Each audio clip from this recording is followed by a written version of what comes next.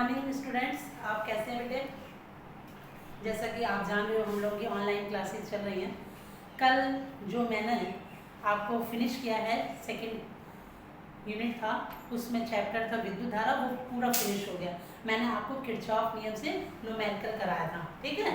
उसके बाद विभव मापी और मीटर ब्रिज, ये दो टॉपिक है, इसके न्यूमेरिकल डिलीट कर दिए गए हैं। इस साल आपका वो न्यूमेरिकल नहीं आएगा, केवल टॉपिक आएगा। ओके, ठीक, क्लियर। अब आइए, आज हम अगर उसमें कोई दिक्कत होगी तो आप मेरे से पूछ सकते हो, कोई दिक्कत नहीं। लेकिन आज हम नया चैप्टर और नई यूनिट शुरू करने चल रहे हैं।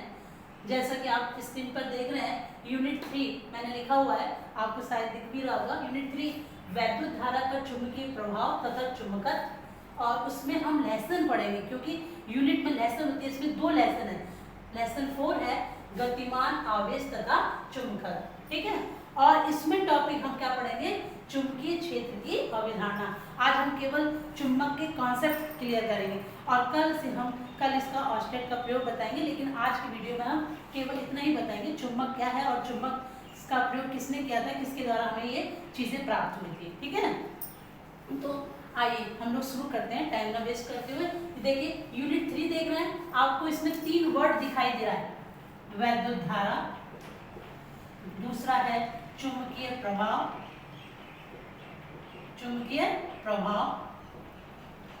और तीसरा है चुंबकत्व। पहले हम इन 3 वर्डों की जानकारी कर लें, तब हम यूनिट शुरू करेंगे, फिर चैप्टर शुरू करेंगे, ठीक है। आपको मैं पूरा क्लियर करूंगी, एक पॉइंट क्लियर करूंगी, लेकिन आप लोग उसको बताते भी रहें कमेंट्स में कि आप लोगों को क्या रिक्वायरमेंट्स है, ठीक। यहाँ देखिए, सबसे पहले वैद्युत धारा, हमने इससे पहले ही चैप्टर में शुरू करा था वैद्युत धारा, वो आपका 3rd चैप्टर था। यूनिट 2 थी, 3rd चैप्टर था, बहुत ही अच्छा चैप्टर था, बहुत सारे अच्छे टॉपिक है, लॉन्ग टॉपिक उसी में से आता है। तो वैद्युत धारा किसे कहते हैं, सब बच्चों को पता होगा, आई नो। क्यों, ये एक मूल राशि है, 7 मूल राशि है, 7 फंडामेंटल फिजिकल क्वांटिटी, उसमें से ये एक मूल राशि हमारी वैद्युत धारा, ठीक है। वैद्युत धारा किसे कहते हैं, आवेश प्रवाह की दर को वैद्युत धारा कहते हैं। तो मुझे बताना नहीं होगा, आपको आता होगा, नेक्स्ट इससे पहले वाले प्रीवियस चैप्टर में पढ़ा चुकी हूँ वैद्युत धारा क्या है। तो वैद्युत धारा क्या है, आवेश प्रवाह की दर को हम वैद्युत धारा कहते हैं। और इसका मात्रक क्या होता है, एम्पियर होता है, एम्पियर। फॉर्मूला आपको पता है Q/T, उससे भी आप निकाल सकते हो वैद्युत धारा का दूसरा मात्रक क्या हो जाएगा, कूलम पर सेकेंड, ठीक है। तो आइए, ये बात तो आपको समझ में आ गई, क्लियर हो गया, बोलो, ये बात तो क्लियर हो गई होगी। अब हम दूसरे पॉइंट्स पर आते हैं, चुंबकीय प्रभाव, ये दूसरा वर्ड है, चुंबकीय प्रभाव। देखिए अभी तक हमने जितनी भी चीजें पढ़ी थी वो इलेक्ट्रिक फील्ड में पढ़ी थी, वैद्युत क्षेत्र में पढ़ी थी। लेकिन अब ये जो यूनिट है आपकी चुंबकीय क्षेत्र, मैग्नेटिक फील्ड, पूरा मैग्नेटिक पर आधारित है। तो हम इसका कॉन्सेप्ट नहीं जानेंगे तो पूरी फील्ड हम कैसे पढ़ेंगे, ठीक है ना। वैद्युत क्षेत्र हम पढ़कर आए हैं, उसमें सारी जानकारी है, सेम उसी तरह से इसमें भी रहेगा, क्लियर, सेम रहेगा। बट कुछ टॉपिक डिलीट कर देंगे, वो समय समय पर आपको हम बताते रहेंगे। जैसे कि इसमें जो भी टॉपिक डिलीट रहेगा हम बताएंगे। चुंबकीय प्रभाव, दूसरा पॉइंट से चुंबकीय प्रभाव। अब चुंबकीय प्रभाव किसे कहते हैं, ये सुना जाए, क्योंकि नया पॉइंट से आपके लिए। चुंबकीय प्रभाव, चुंबक के चारों ओर, ध्यान से सुनिएगा मेरी बात और ध्यान से सुनिएगा, चुंबकीय क्षेत्र, चुंबक के चारों ओर का वह क्षेत्र जिसमें हम उसके प्रभाव का अनुभव कर सकें, ठीक है, वो क्या कहलाता है, चुंबकीय प्रभाव कहलाता है। ओके, ये क्लियर हो गया। अब आता है तीसरा वर्ड, चुंबकत्व।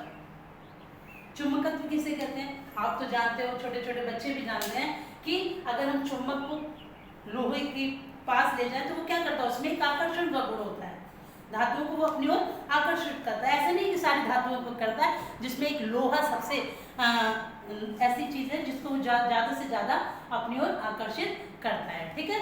तो चुंबक किसे कहा जाएगा, तो चुंबक में जो आकर्षण का गुण है, अपनी ओर खींचने का गुण है, किसको, धातुओं को, तो वो कहलाता है चुंबकत्व। अंडरस्टैंड, ओके, तीनों वर्ड समझ में आ गए होंगे। अब आइए हम लोग चलते हैं, ये तो तीनों वर्ड समझ में आ गया, ये था आपका क्या, यूनिट थी।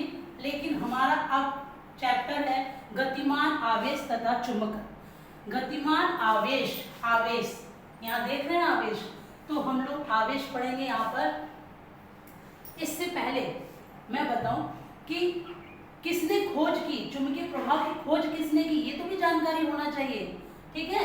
चुंबकीय प्रभाव की किसने जानकारी की, तो हमारे एक वैज्ञानिक का नाम है, इनका जन्म 1722 ईस्वी में डेनमार्क, कहाँ हुआ था, डेनमार्क में, ठीक है। और ये साहब आए, क्या नाम था इनका, हैंस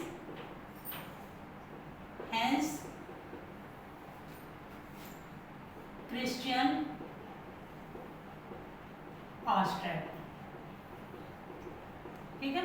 ये इनका पूरा नाम था, हैंस क्रिश्चियन ऑस्ट्रेट। ये ऑस्ट्रेट प्रयोग है आपका 2 नंबर का आता है, मैं अगले टॉपिक में अगले वीडियो में आपको बताऊंगी।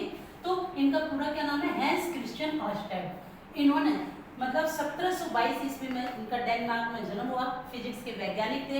इनका पूरा नाम था हैंस क्रिश्चियन ऑस्ट्रेट, ठीक। इन्होंने क्या बताया, ये बहुत चालाक आदमी थे, पता है क्यों, क्योंकि इन्होंने दो फील्डों को मिलाकर एक फील्ड बनाई अपनी, 2 फील्ड। अब कौन कौन सी फील्ड, अब देखो, ये वैद्युत क्षेत्र हम लोग पढ़ कर आए हैं, और यहाँ हम लोग ले रहे हैं चुंबकीय क्षेत्र।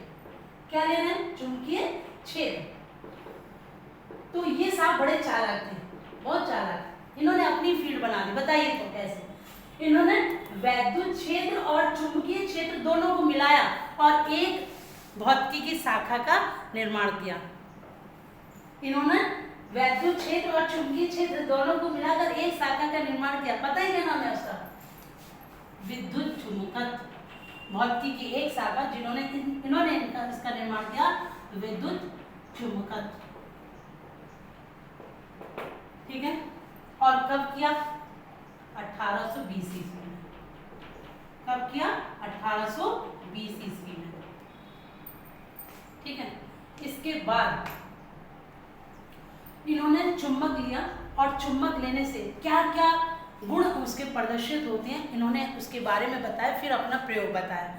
ये तो पता है ना कि जब हम किसी परपथ में आवेश का प्रवाह कराएंगे तो क्या होगा, धारा प्रवाह होगी, धारा प्रवाह होगी तो उसके चारों ओर चुंबकीय क्षेत्र उत्पन्न होगा, ये पता है सबको, ठीक। तो यही प्रयोग किया था ऑस्ट्रेट ने। कल हम लोग इस प्रयोग को अगले वीडियो में देखेंगे, लेकिन आज हम थोड़ा सा चुंबक के बारे में जान लेते हैं, ठीक है। चुंबक के बारे में जान लेते हैं। देखिए आगे हम लोग चुंबक को, आज मेरे पास चुंबक नहीं है, मैं कल के वीडियो में आपको पक्का है वो चुंबक दिखाऊंगी, दिक्सूची दिखाऊंगी, ठीक है। लेकिन आज चुंबक के गुण जान लीजिए आप लोग। ये है दंड चुंबक। अब मैंने कहा दंड चुंबक, मैंने इसको क्यों बोला भाई, दंडी क्यों नाम दे दिया मैंने, बताइए तो। चुंबक का तो कोई सा भी आकार हो सकता है, ऐसा थोड़ी ना कि दंडी चुंबक। दंड चुंबक मैंने इसलिए कहा क्योंकि हम इसको प्रयोग में, प्रैक्टिकल में लेते हैं। यही चुंबक है जो हम प्रयोगशाला में प्रयोग करते हैं, इसलिए इसका नाम दंड चुंबक रखा जाता है, ठीक है। और भी चुंबक है, इसका आकार गोल भी हो सकता है, टेढ़ा भी हो सकता है, मेढ़ा भी हो सकता है, बट हम लोग कौन सा आकार लेते हैं, दंड, ये दंड आकार, ठीक है। अब देखो इसका एक पोल होता है नॉर्थ पोल, एक होता है साउथ पोल, एक होता है उत्तरी ध्रुव, एक होता है दक्षिणी ध्रुव, ठीक है। अब ऑस्ट्रेट साहब ने क्या बताया, अब सुनो, ये इसके बारे में जब जान लेंगे तो जो कल का टॉपिक है बहुत अच्छा सा आपको समझ में आएगा, ठीक है। देखिए ये चुंबक है, तो चुंबक का क्या क्या गुण होते हैं। अगर हम चुंबक को एक धागे से बांध कर लटका दें, कैसे लटका दें, एक धागे से बांध के लटका दें, तो पता है उसका जो सिरा है वो हमेशा पृथ्वी के नॉर्थ और साउथ में ही रुकता है। ऐसा क्यों होता है, और हम कैसे पता लगा भाई ये चुंबक है, इसमें नॉर्थ सिरा ये है, साउथ सिरा ये है, हमें तो नहीं पता लग सकता ना। तो इसके लिए एक दिक्सूची होती है। कौन सी सूची, दिक्सूची, जिसे हम दिक्सूची कहते हैं।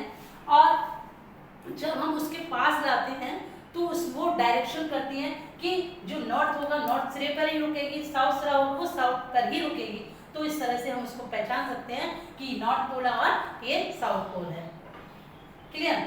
दूसरा गुण, पहला तो ये समझ में आया, दूसरा है कि यदि चुंबकत्व कहाँ होता है इसमें, ज्यादा चुंबकत्व, चुंबकत्व क्या है, चुंबकत्व का गुण है, चुंबक का काम क्या है, चुंबकत्व करना। तो ये सबसे ज्यादा कहाँ होता है, इसके ध्रुवों पर। कहाँ होता है, ध्रुवों पर, ठीक है।